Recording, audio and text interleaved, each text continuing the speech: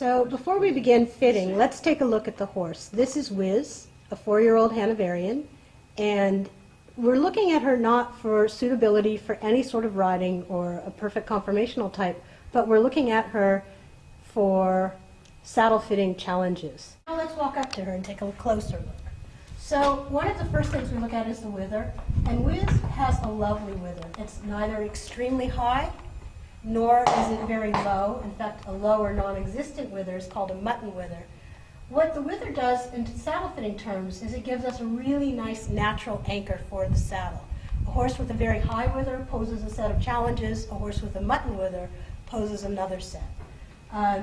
Looking at Wiz's top line, she has a very level top line with a slow and gradual rise to the croup.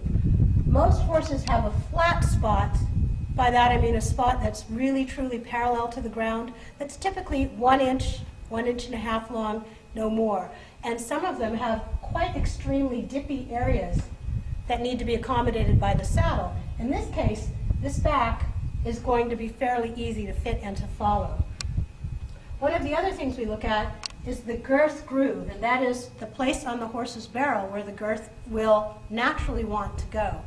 Horses that have great challenges have a girth groove literally in the armpit of the horse, so far forward that it's difficult to fit without either causing chafing, elbow interference, or having the saddle slide forward. In this case, Wiz has a long and lovely pocket where the girth is going to go, with its most natural place where my hand is here.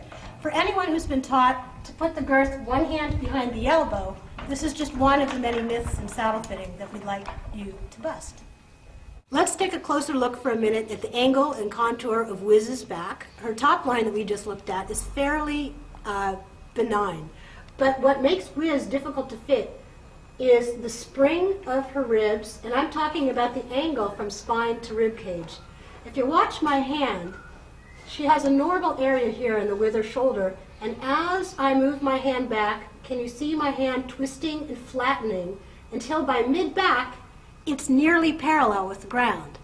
This is the part that makes Wiz quite difficult to fit, and a number of saddles, conventional saddles, would dig into her in her long back muscle, give her some form of soreness, possibly atrophy, could make her sore at her rib attachments here. And these are all areas to look out for if you have a horse with conformation like Wiz's.